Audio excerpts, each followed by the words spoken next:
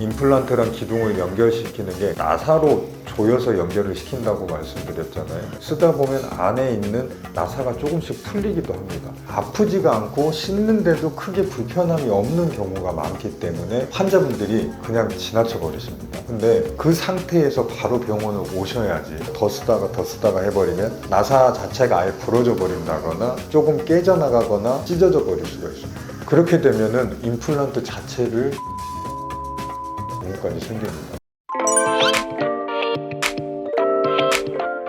안녕하세요. 밝은 미소를 찾아드리는 원치과 병원장 유현진입니다. 임플란트 오래 사용하고 오래 유지할 수 있는 법은 어떻게 해야 합니까? 라는 것에 대해서 제가 조금 설명을 드려볼까 합니다. 특히 치주질환, 잇몸질환 때문에 이를 빼게 되고 보통은 잇몸질환 때문에 이를 빼게 되는 경우는 하나에서 끝나지 않고 2개, 3개, 4개 이렇게 여러 개의 치아를 한꺼번에 이를 빼야 되고 염증 제거를 해야 되고 뼈 이식을 해야 되고 수술을 해야 됩니다. 그러니까 보통 이런 경우에는 환자분들께서도 이 치료를 받는 과정 동안 굉장히 힘들어 하시죠. 그래서 사실은 임플란트 치료가 끝난 다음에 제가 환자분들께 가장 많이 듣는 질문 중 하나가 원장님 그러면은 이렇게 고생해서 어쨌든 임플란트 일을 잘 해 넣었는데 오랫동안 좀 잘 사용하려면 어떻게 해야 됩니까? 라는 질문들을 많이 하십니다. 그래서 제가 오늘 그 부분 관련돼서 조금 자세히 설명드려볼까 합니다. 임플란트 수명이 과연 어떻게 되나요? 이 임플란트 기둥 자체는 티타늄이라는 소재의 금속 재질 때문에 오히려 치아보다도 더 영구적이겠죠. 임플란트 자체로만 보면. 근데 이 임플란트의 수명 얘기가 왜 나오냐? 이 임플란트가 어디 바깥에 이렇게 장식품처럼 얘만 이렇게 단독으로 두는 게 아니고 우리 잇몸뼈 안에 심어 놓기 때문에 임플란트를 오래 잘 쓰려면 어떻게 해야 될까요? 임플란트 수명이 어떻게 되나요? 라는 말들이 계속 나오게 되는 거죠. 정해진 수명이라는 게 있는 것보다는 얼마나 관리를 잘 해서 오랫동안 쓸 수 있는가, 쓰게 만드느냐 이 부분에 초점을 두셔야 되는 게 맞다고 봅니다. 임플란트를 관리를 안 하면 어떻게 되나요? 임플란트 자체를 관리를 한다기보다는 임플란트가 심겨져 있는 이 주변을 관리를 한다고 봐야 돼요. 임플란트 자체는 내가 뭐 관리를 하고 말고 할 게 없습니다. 잇몸뼈 안에 심겨져 있기 때문에. 임플란트를 관리를 잘 안 하게 되면 임플란트는 재료 자체의 특성상 아무리 구강관리, 구강위생관리, 청소관리를 안 하신다고 해도 충치는 절대 안 생깁니다. 하지만 예전에도 설명드렸듯이 치주인대라는 구조물 자체가 없기 때문에 잇몸병이 위쪽에서만 머물지 않고 한번 이 임플란트 벽을 따라서 아래쪽으로 파고들기 시작하면 이 아래쪽으로 번지는 속도는 자연 치아 대비 훨씬 빠를 수 있다. 그래서 잇몸병이 걸려서 임플란트를 잘 감싸고 있던 잇몸뼈가 조금씩 가라앉아서 이런 임플란트의 나사선이라고 하는 이런 부분들이 바깥으로 노출이 돼 버립니다. 이 음식을 드실 때 위아래 수지가 뿐만 아니고 어느 정도 측방압에도 뼈가 있어줘야 잘 버틸 텐데 이 뼈가 쭉쭉쭉 내려가서 옆에서 받쳐주는 뼈가 없어져 버리면 노출이 된 부분이니까 약해지겠죠. 힘을 잘 받아낼 수가 없게 되겠죠. 임플란트 안에 이렇게 이 기둥이 나사로 체결이 돼야 되는데 이 나사가 들어가야 될 부분에 홀이 이렇게 생길 수밖에 없습니다. 임플란트 안은. 그래서 여기는 비교적 아래쪽에 비해서 얇은 벽이 될 수밖에 없어요. 잇몸 질환이 생겨서 뼈가 녹아내리면 안 그래도 이 얇은 뼈가 버티지 못하고 이 부분이 찢기거나 깨져버립니다.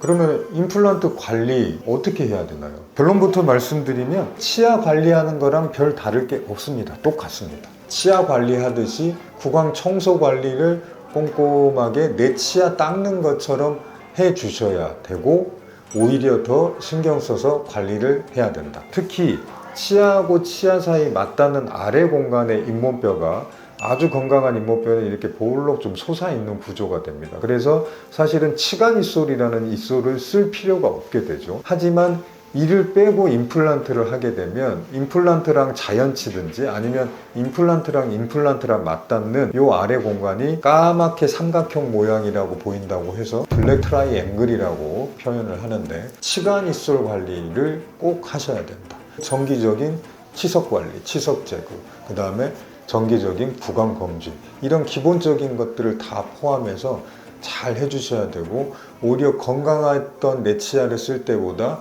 더 신경 써서 잘 관리를 해주셔야 오래 쓸 수 있다. 임플란트 주변으로는 완충 역할을 해주고 세균이 침투하는 배리어 역할을 해주는 치주인대라는 구조물이 없기 때문에 씹는 힘에서도 가급적이면 정말 더 조심하셔야 되는 게, 단단하고 질긴 거를 혹시나 많이 즐겨 드셨던 분들이라면 임플란트로 여러 개 치아를 회복하고 난 후는 먹는 양을 줄이시거나, 드시더라도 약간 잘게 자르거나 신경을 써서 해주시는 게 또 임플란트를 오래 쓰는 방법이 될 수가 있겠습니다. 특히 주무실 때 이갈이가 심하거나 이를 꽉 악무는 습관이 있는 분들은 다수의 임플란트가 치료가 된 후는 치주인대라는 구조물이 없기 때문에 내 치아 대비 수지갑에는 그나마 잘 적응되고 버텨낼 수 있지만 좌우에서 오는 측방압, 불필요한 힘들을 많이 줄 수가 있다는 거거든요. 더군다나 임플란트 위에 올라가는 단단한 재료 자체는 오히려 치아보다도 더 단단합니다. 그래서 꽉 깨물거나 많이 가는 습관이 있는 분들은 이 임플란트 치아랑 닿는 반대편 치아가 상당히 빨리 닳아버릴 수가 있어요. 꼭 이 스플린트를 하는 거, 치아 보호 장치, 치아끼리 너무 세게 물리는 거, 서로 마찰이 생기는 힘을 줄이는 그런 장치를 해주시는 게 또 좋습니다. 환자분들이 이제 가끔 놓치시는 게, 이제 요거는 제가 갑자기 생각나서 한 가지, 임플란트랑 기둥을 연결시키는 게 나사로 조여서 연결을 시킨다고 말씀드렸잖아요. 위아래 정확한 수지감만 가해지는 게 아니고 측방에서도 힘이 가해지기 때문에 쓰다 보면 안에 있는 나사가 조금씩 풀리기도 합니다. 그때 조금씩 움직이는 느낌이 분명히 어느 순간 드실 거예요. 근데 약간 미세하게 움직일 때는 아프지가 않고 씹는데도 크게 불편함이 없는 경우가 많기 때문에 환자분들이 그냥 지나쳐 버리십니다. 뭐 살짝 흔들리나? 근데 괜찮은데? 안 아픈데? 하고. 근데 그 상태에서 바로 병원을 오셔야지. 안 그러면 이게 살짝 풀린 상태에서 크게 불편감이 없다고 더 쓰다가 해버리면 나사 자체가 아예 부러져 버린다거나 임플란트 윗부분이, 얇은 부분이 조금 깨져나가거나 찢어져 버릴 수가 있습니다. 그렇게 되면은 임플란트 자체를 아예 다시 떼고 심어야 될 경우까지 생깁니다. 그러니까 임플란트를 쓰다가 뭔가 조금 이상한 느낌, 약간의 흔들리는 느낌이나 이런 느낌이 드셨을 때는 바로 병원을 가셔야 되고, 당연히 임플란트 주변에 잇몸이 붓거나 갑작스럽게 피가 많이 난다거나 냄새나는 이런 증상이 느꼈을 때도 당연히 빨리 병원을 방문하셔서 초기에 문제를 해결하는 게 제일 좋다. 그래서 결과적으로 볼 때는 임플란트도 우리나라 같은 경우는 사실은 임플란트 치료가 많이 보편화되고 대중화돼서 그렇지, 저기 뭐 유럽권이나 미국이나 뭐 캐나다, 북미 이런 쪽 선진국이라고 하는 나라에서도 사실은 우리나라만큼 임플란트가 이렇게 보편화되고 대중화된 치료일 수가 없습니다. 이게 굉장히 큰 수술입니다. 그쪽에서는 그렇게 받아들입니다. 임플란트라는 치료가 환자분들이, 제가 초창기에도 말씀드렸듯이 병원마다 비용이 왜 이렇게 다 달라져요. 임플란트 하나 자체 비용은 병원마다 어느 정도 이렇게 정해놓고, 그것 자체도 이제 병원마다 조금씩 다르지만 정해놓지만, 더 달라지는 이유가 주변 잇몸 뼈 상태에 따라서 뼈 이식하는 양이나 뼈 이식하는 방법들이 다 다르기 때문에 결국에는 치료 비용이 달라질 수밖에 없다.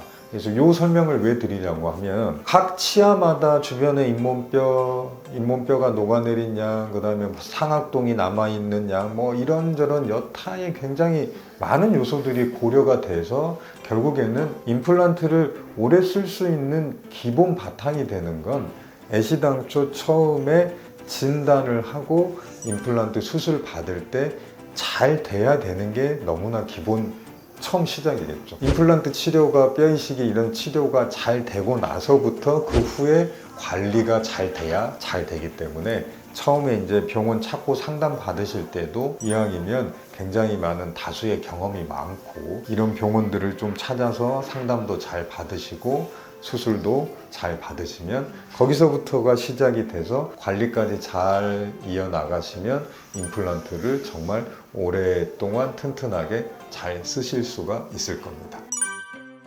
오늘 제가 설명드릴 내용은 여기까지고요. 다음 시간에 다시 한번 좋은 내용으로 찾아뵙도록 하겠습니다. 감사합니다.